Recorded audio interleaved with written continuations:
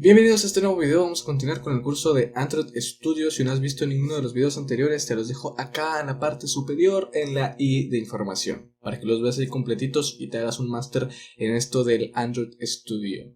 Muy bien, una vez que hemos creado nuestro dispositivo virtual, lo único que tenemos que hacer es irnos acá en la parte superior. Vemos una flechita en verde que nos va a decir que podemos correr la app.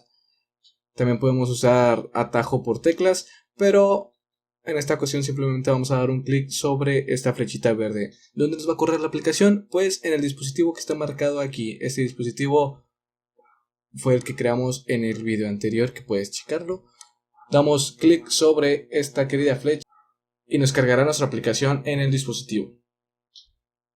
Y por acá aparece nuestra aplicación en nuestro dispositivo cargado. Aquí aparece nuestro Hello World. Así de sencillo es como ejecutamos nuestra aplicación.